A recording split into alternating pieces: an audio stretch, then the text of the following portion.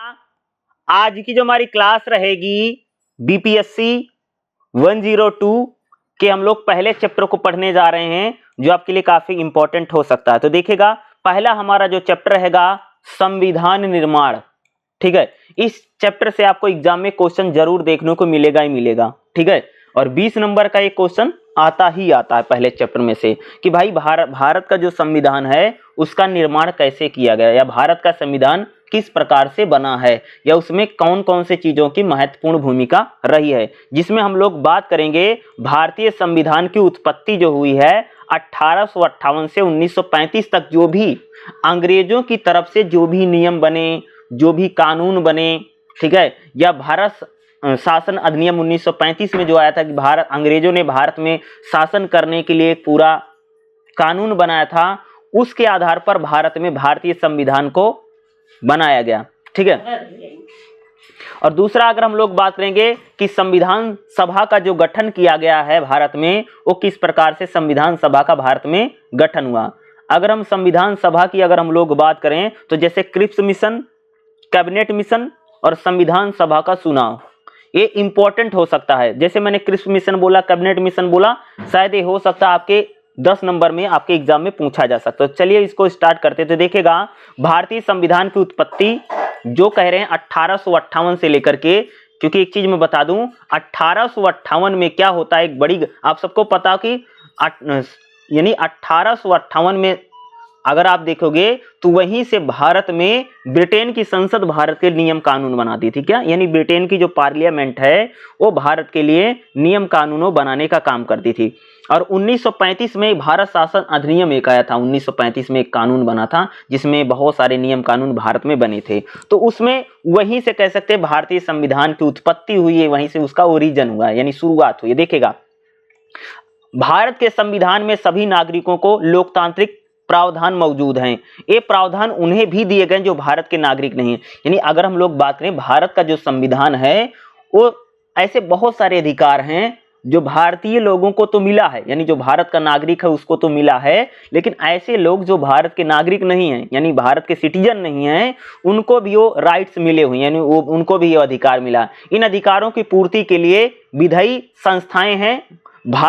भारतीय या कह सकते हैं संविधान भारत में लोकतंत्र एवं सामाजिक परिवर्तन की परिकल्पना को पेश करता है। यानी भारतीय संविधान की अगर हम लोग बात करेंगे, भारतीय संविधान में लोकतांत्रिक है, यानी भारत एक लोकतांत्रिक देश है जो सामाजिक परिवर्तन की परिकल्पना करता है। भारतीय संविधान के निर्माण में लोकतांत्रिक संस्थाओं की उत्पत्ति और एवं अधिकार संविधान सभा के गठन से पूर्व से, यानी कह रहे हैं भारत का जो संविधान बना है वो संविधान सभा बनने से पूर्व ही भारत में संविधान बनने की जो प्रक्रिया है या जो संविधान बनने का प्रोसेस है भैया मेरे पहले ही शुरू हो गया था। लेकिन यह बताना जरूरी है कि जो लोकतांत्रिक मूल्यों एवं लोकतांत्रिक संस्थाएं उपनिवेशी काल में थी, उनका मकसद सिर्फ उपनिवेशी हितों को पूरा करना था, जबकि संविधान सभा के प्रावधान उनके, देखो अंग्रेजों ने भारत में जो नियम कानून बनाए वो सिर्फ अपने फायदे के लिए बनाते थे, ताकि वह भारत का शोषण कर सकें या अपने अनुसार वो नियम कानून बनाते थे। लेकिन भारत में जब संविधान सभा बनी तो संविधान सभा भारत के लोगों की भलाई के रूप में बनी, यानी दोनों के लक्ष्य बिल्कुल अलग हो सकते हैं। अरे भाई, अंग्रेज अगर भारत में नियम कानून बनाएगा तो अपने फायदे के लिए बनाएगा, सिंपल सी बात है, क्योंकि विदेशी हैं, उनका तो काम है यहाँ से ज्यादा संसाधन या रिसोर्स को लूटना या कुछ भी करना। लेकिन भारत में जब संविधान सभा बनी, उस संविधान सभा का जो काम है वो भारतीयों के यानी पहले के जो अंग्रेज कानून है उससे बिल्कुल अलग है ना, सही बात है। यद्यपि भारतीय संविधान दिसंबर 9, 1947 से लेकर के नवंबर 26, 1949 के बीच में विचार विमर्श के जरिए बना है। यानी अगर हम लोग बात करें भारत का जो संविधान है वो 1947 से लेकर, क्योंकि भारत यानी संविधान सभा कब बनी थी, वो लगभग 1947 से आप लोग कह सकते हैं उसे 46 में बन गई थी। तो संविधान सभा ने जो विचार विमर्श किया है उसके आधार पर हम लोग कह सकते हैं कि भारत का संविधान बना है, या भारतीय संविधान की पूरी क्या की गई है, संरचना की गई। यानी जो इंडियन कॉन्स्टिट्यूशन है उसको बनाने में हम लोग कह सकते हैं कि संविधान सभा का सबसे बड़ा इंपॉर्टेंट रोल रहा है, यानी कह सकते हैं उनकी महत्वपूर्ण भूमिका है। जैसे अगर हम लोग बात करें भारत का जो संविधान है उसको बनने में सबसे ज्यादा महत्वपूर्ण जो रोल है ना उसका, यानी सबसे महत्वपूर्ण क्या है, भारत शासन अधिनियम 1935। क्योंकि अंग्रेजों ने भारत पर शासन करने के लिए ऐसे बहुत सारे नियम कानून बनाए जिसको भारत शासन अधिनियम 1935 कहा जाता है। 1935 इसलिए भैया मेरे क्योंकि 1935 में बना था, ठीक है। ईस्ट इंडिया कंपनी ने से ब्रिटेन शासन को सत्ता का हस्तांतरण के पश्चात ब्रिटिश संसद भारत के मामलों में व्यवस्थापित में लिप्त हो गई। यानी कहने को आप सबको पता होगा, सुना भी होगा कि भारत में ईस्ट इंडिया कंपनी शासन करती थी। सुना होगा भाई सबने कि भारत में ईस्ट इंडिया कंपनी शासन करती थी। तो ईस्ट इंडिया कंपनी के बाद भारत पर, यानी पहले तो कंपनी शासन करती थी और उसने किया 1757 तक, यानी 1757 में जो भारत में या 1857 में जो क्रांति हुई है, ठीक है, सॉरी 1857 में जो क्रांति हुई, 1757 में कंपनी यानी यहाँ से स्टेब्लिश हो गई थी, ठीक है। प्लासी के बाद एक आप युद्ध आगे हिस्ट्री में पढ़ेंगे, प्लासी और बक्सर।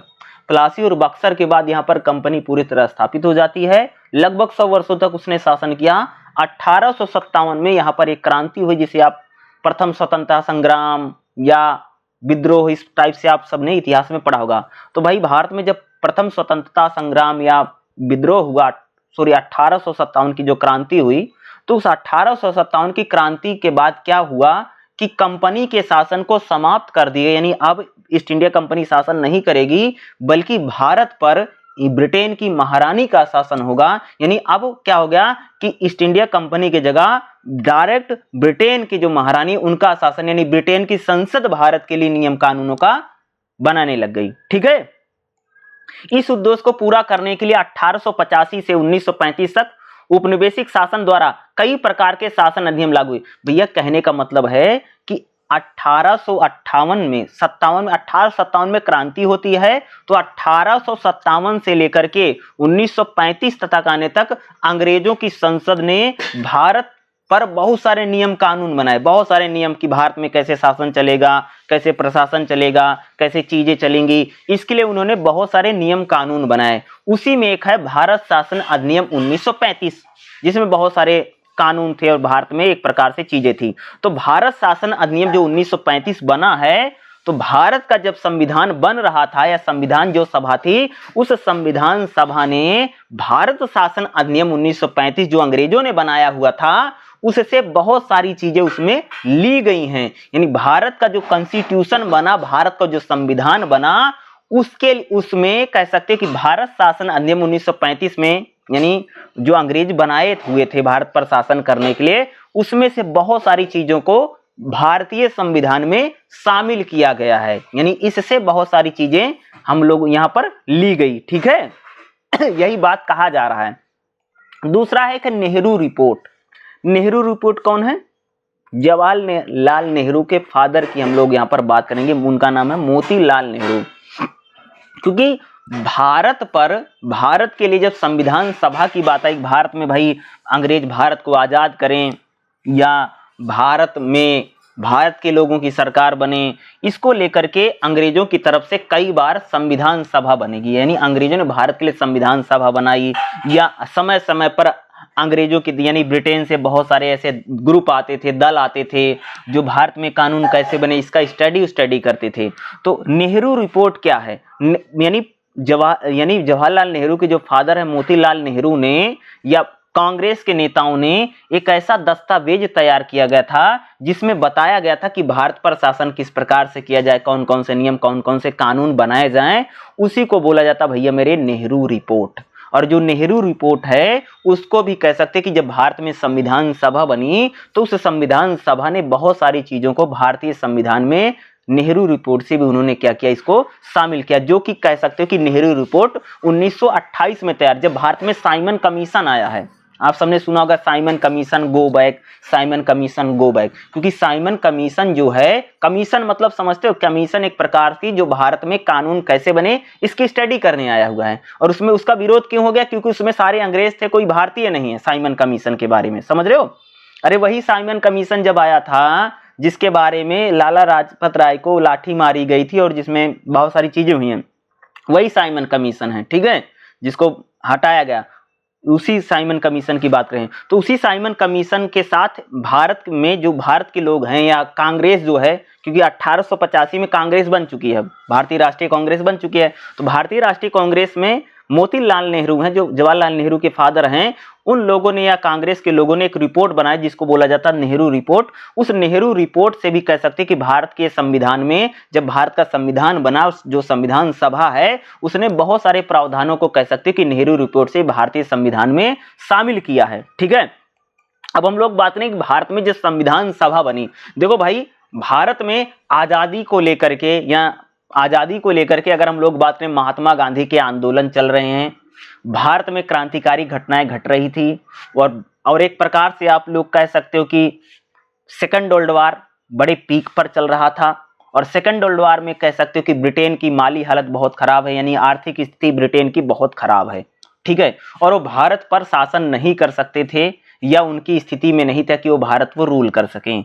तो ऐसी स्थिति में उन लोगों ने ये सोचा कि भारत में संविधान बना जाए या भारत के लोगों को मिलाकर के कोई एक संविधान सभा बने, बाद में संविधान सभा बनेगी और हम लोग भारत को आजाद करके चले जाएंगे।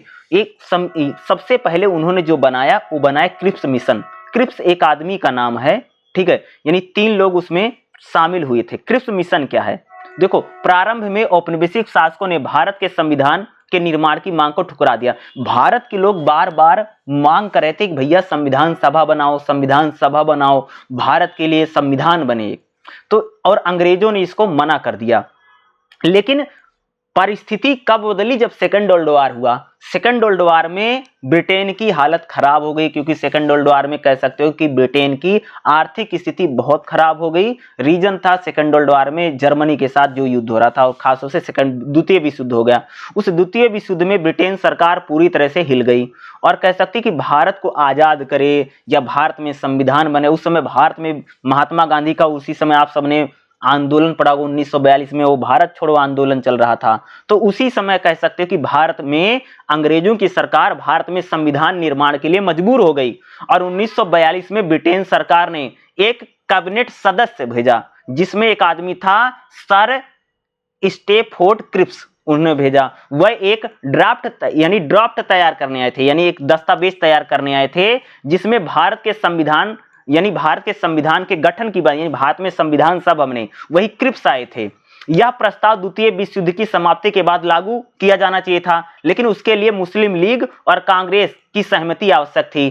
क्रिप्स प्रस्ताव के ड्राफ्ट में क्या था, क्रिप्स मिशन चाहता क्या था कि भारत को एक दर्जा प्राप्त राज्य दे देंगे, यानी भारत को डोमिनेंट स्टेट का दर्जा मिलेगा। दूसरा, भारत के जो प्रांत होंगे और जो राज्य होंगे उनको मिलाकर के एक संघ बनेगा, और भारत में एक संविधान सभा बनवाएगी, और निर्वाचित संविधान सभा। देखो भारत की जो संविधान सभा है वो इलेक्टेड लोग हैं, यानी चुनकर के आए हैं। जैसे डॉक्टर अंबेडकर हैं, या संविधान सभा में जितने लोग थे वो सिलेक्टेड लोग हैं, चुनकर के आए हैं। तो भारत की जो संविधान सभा बनेगी वो निर्वाचित होगी। निर्वाचित मतलब इलेक्टेड, यानी उनका चुनाव होगा और चुनकर के लोग आएंगे। तो क्रिप्स मिशन 1942 में आया है, और इसमें क्रिप्स हैं जो सर क्रिप्स थे, इनको भेजा गया था कि भाई भारत में एक संविधान सभा बने, इसके लिए ड्राफ्ट तैयार करो। तो सबसे पहले भारत में क्रिप्स मिशन है, ये आया था कब, 1942 में, जो कि संविधान सभा बनाने के लिए, भारत में संविधान सभा बने, इसके लिए अंग्रेजों की तरफ से, अंग्रेजों की सरकार की तरफ से पहला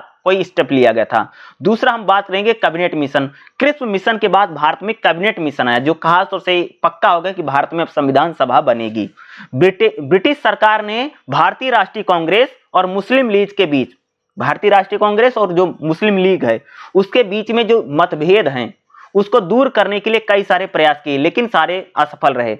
ब्रिटिश सरकार ने कैबिनेट मिशन के सदस्यों को दूसरा प्रस्ताव भेजा, जिसमें कैबिनेट प्रस्ताव कहा गया। वह कैबिनेट मिशन योजना के रूप में आया, जिसमें 3 लोग थे, लॉर्ड पैथिक लॉरेंस, क्रिप्स थे, और ये 3 लोगों को भेजा कि भारत में कैबिनेट बने, जिससे आगे चल करके भारत में संविधान बने। लेकिन यहाँ 2 चीज है, भारतीय राष्ट्रीय कांग्रेस है और जो मुस्लिम लीग है, इसमें बहुत ज्यादा मतभेद है, क्योंकि यहीं पर हो गया था कि कह सकते कि पाकिस्तान अलग की मांग की बात भी है, इसलिए मुस्लिम लीग कैबिनेट मिशन का विरोध करती थी, यानी 2 संविधान सभा बनी। देखो भारत में पहले जो संविधान सभा बनी है, एक संविधान सभा बनती है, लेकिन जब पाकिस्तान आजाद होता है तो संविधान सभा अलग हो जाती है, यानी संविधान सभा पहले काफी लोग हैं, बाद में संविधान सभा अलग हो, पाकिस्तान की अलग संविधान सभा हो जाती है, उसमें काफी लोग चले जाते हैं। तो भारतीय राष्ट्रीय कांग्रेस और मुस्लिम लीग में बहुत सारे मतभेद हैं, ठीक है। और कैबिनेट मिशन आया, इसने अपना एक प्रस्ताव तैयार किया जिसे 16 मई 1946 को इंग्लैंड ने भारत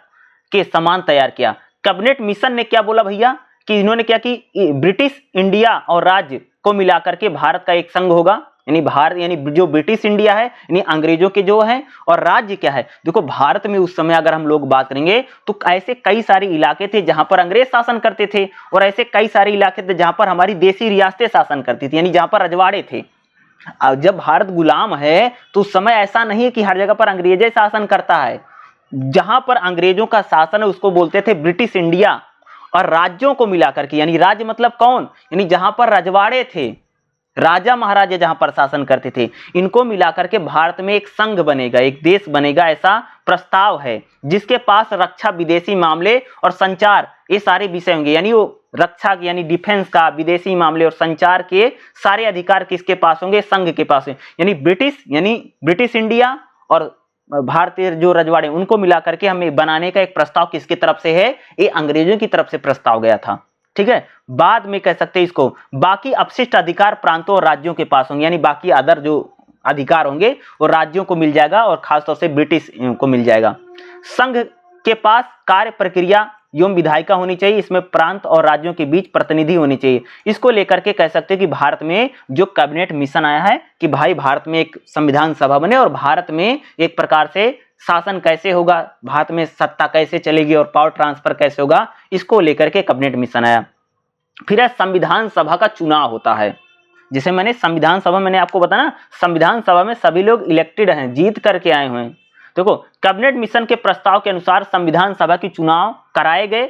वही कैबिनेट मिशन आने के बाद भारत में संविधान सभा का चुनाव हुआ, जिसमें कांग्रेस और मुस्लिम लीग के सदस्यों को वापस लिया गया। संविधान सभा का चुनाव प्रांतीय विधायी सभा द्वारा, यानी भारत में जो अलग अलग प्रांत हैं, ठीक है, अगर मैं बात करूं तो भारत में जब अंग्रेज शासन कर रहे हैं तो उसमें भारत अलग अलग प्रांतों में बटा है, तो हर प्रांत से संविधान सभा के लोग चुन कर के गए हैं। उसमें देसी रजवाड़े यानी जो भारतीय रजवाड़े हैं वहां से भी लोग चुन के गए थे, ठीक है।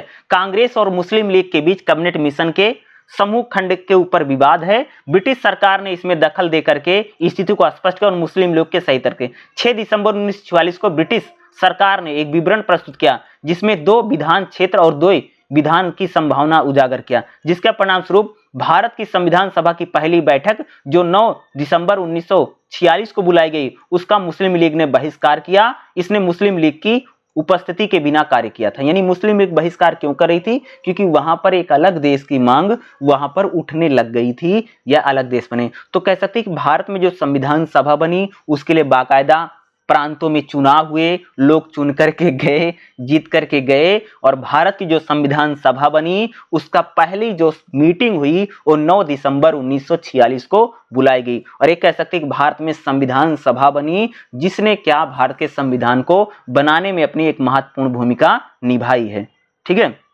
अब हम लोग बात करेंगे भारतीय संविधान जो बना है उसकी विशेषता क्या है। देखिएगा भारतीय संविधान की कौन कौन सी विशेषता है। भारतीय संविधान की बहुत सारी विशेषताएं हैं जिसमें हम लोग कुछ बात करेंगे। जैसे भारत का जो संविधान है वह एक बहुत बड़ा कह सकते बड़ा लिखित संविधान है। दूसरा, डॉक्टर अंबेडकर के अनुसार, डॉक्टर अंबेडकर क्या कहते हैं भारतीय संविधान को लेकर के, विश्व के प्रसिद्ध संविधानों को टटोलने के पश्चात इसे तैयार किया गया। भारतीय संविधान में मौलिक अधिकार का अध्ययन, मौलिक अधिकार जो अमेरिका के संविधान से लिया गया। संसदीय प्रणाली को ब्रिटेन से लिया गया है। राज्य के नीति सिद्धांत को आयरलैंड से लिया गया। आपातकालीन प्रावधान जर्मनी से लिया गया। और संविधान तथा भारत सरकार अधिनियम 1935 से बहुत सारी चीजों को ग्रहण किया गया है। भारतीय संविधान में क्या रखा गया, सार्वभौमिक वैक्स मताधिकार, यानी भारत में सभी को वोट डालने का अधिकार दिया गया। आप सबको पता है भारत जब आजाद बना तो भारतीय संविधान की सबसे बड़ी खूबी क्या रही है कि भारत में जो भी व्यक्ति 21 वर्ष का होगा उसको वोट डालने का अधिकार, पहले 21 वर्ष से ही भारत में वोट डालने की उम्र थी, बाद में उसको 18 कर दिया गया था, ठीक है। ठीक है। तो भारत में क्या बना, सार्वभौमिक वैक्स मताधिकार, यानी कोई व्यक्ति अगर एक उम्र को पार कर लेता है तो उसको सबको वोट डालने का राइट मिला। ऐसा नहीं था कि महिलाएं डाल सकती हैं, पुरुष डाल सकते, यानी सबको वोटिंग राइट मिला जब भारत का संविधान बना। और पृथक निर्वाचक मंडल को समाप्त करे। पृथक निर्वाचक मंडल क्या है? पृथक निर्वाचक मंडल क्या है? अंग्रेजों ने बनाया था। पृथक निर्वाचक मंडल हम उसको कहते हैं कि एक ऐसे इलाके, जैसे चुनाव होता है तो ऐसे कुछ इलाके होते थे जहां पर मुस्लिम उम्मीदवार हो सकता है और सिर्फ मुसलमान ही वोटिंग कर सकते थे, उसको पृथक निर्वाचक मंडल कहा जाता था। तो उस पृथक निर्वाचक मंडलों को क्या कर दिया गया था, यहां पर समाप्त कर दिया गया था। उसे बोलते हैं पृथक निर्वाचक मंडल की समाप्ति की गई और सार्वभौमिक वैक्स मताधिकार को लाया, यानी भारत में चुनाव की प्रक्रिया को बिल्कुल क्लियर किया, भारत में चुनाव कैसे होंगे। और इसी प्रकार से कहते हैं भारतीय संविधान की विशेषता में, जैसे भारतीय संविधान की विशेषताओं को तो हम इस बुक में बहुत डीपली पढ़ेंगे। भारत में भाई संविधान में मौलिक अधिकार हैं, फंडामेंटल राइट हम जिसे कहते हैं, मौलिक कर्तव्य हैं, नागरिकों को लेकर के पता नहीं कितने सारे अधिकार दिए गए हैं, इसको हम आगे जरूर पढ़ेंगे। तो इस चैप्टर में मैंने जो आपको चीजें बताई, इसमें कई सारे क्वेश्चन आपको एग्जाम में देखने को मिलेगा ही मिलेगा, ठीक है। तो इसको अच्छे से लिखा है, क्योंकि इस चैप्टर में से जो मैंने बताया ना, इसमें से 10 या 20 नंबर का आपको एग्जाम में क्वेश्चन मिलेगा ही मिलेगा।